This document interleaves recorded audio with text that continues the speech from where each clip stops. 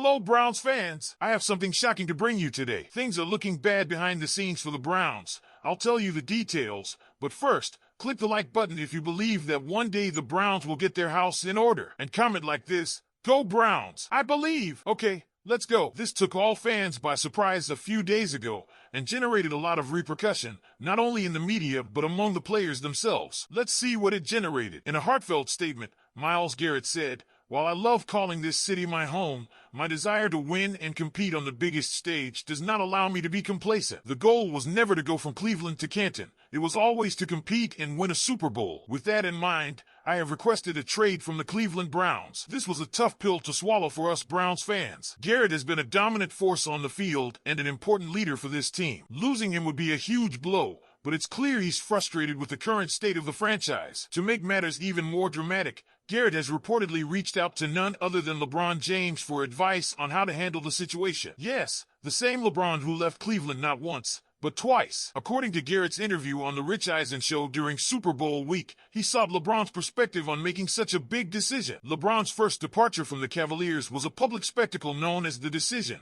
and it left Cleveland sports fans heartbroken. Now, we're faced with a similar situation with Garrett. What did LeBron tell him? We can only speculate, but Garrett has been open about discussing potential landing spots, including the Philadelphia Eagles and the Washington Commanders. But not everyone is ready to let Garrett go without a fight. Browns tight end David Njoku made a passionate plea for Garrett to reconsider his decision. During a Bleacher Report Radio Row interview, Njoku said, "Come on, dog. Stay home, bro. He knows who I'm talking to. Stay home. Come on. Give it another shot. We ain't that far off, honestly speaking." Njoku's plea highlights the sentiment shared by many Browns players and fans. This team isn't that far off from being competitive, or so they believe. Garrett himself had previously acknowledged that the Browns were closer to contending than some might think. However, his recent comments suggest he no longer sees eye to eye with the organization about the team's direction. Cornerback Denzel Ward also weighed in on the situation, and his thoughts should give the front office something to think about. Ward said, "I'm not going to say I don't want to be here. I definitely want to be in Cleveland and play for Cleveland,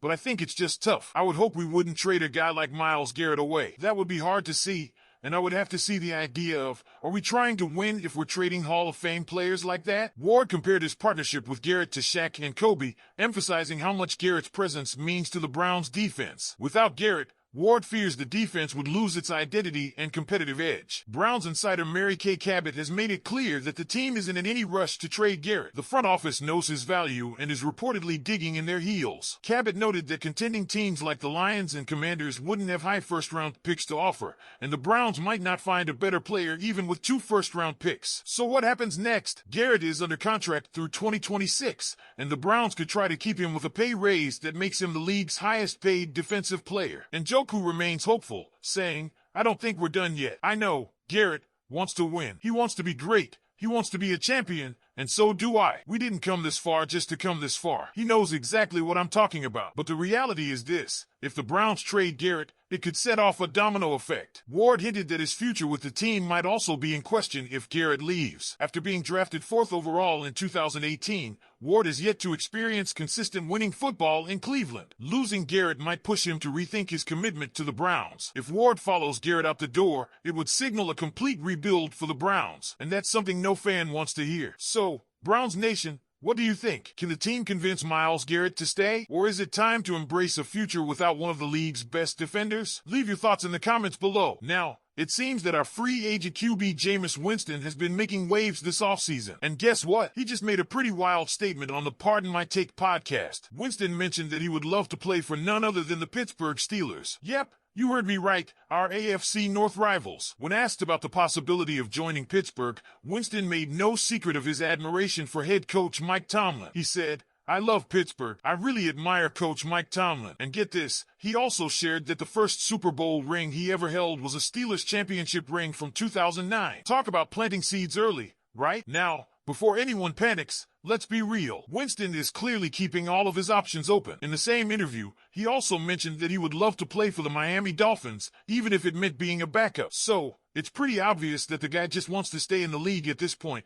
whether that's as a starter or a backup. I know some of you might be thinking, why is he talking about joining a rival like Pittsburgh? But let's be real. That's the nature of free agency. Players will promote themselves, so whoever is willing to listen will. The real question is, Should the Browns try to keep Winston around? We saw last season that Winston, while talented, probably isn't the long-term answer for us. He never lived up to the hype that came with being the #1 pick. Still, he has experience, and there's value in having a reliable backup on the roster. But if Winston is already eyeing Pittsburgh or Miami, for that matter, it might be time for the Browns to part ways and explore other options at quarterback. What do you guys think? Should we let Winston walk, or is he worth keeping for another season? Let us know your thoughts in the comments. On to another hot topic. Governor Mike DeWine has unveiled a plan that would help fund a new, state-of-the-art Browns stadium in Brook Park. But hold on to your helmets because this proposal isn't exactly going over well. The plan involves doubling the state's sports betting tax from 20% to 40%. Which DeWine says would generate about $288 million over the next 2 years for stadium projects and youth sports. Under the plan, a new commission, appointed by the governor and state lawmakers, would decide how the funds would be distributed. DeWine believes this tax increase could help provide the $600 million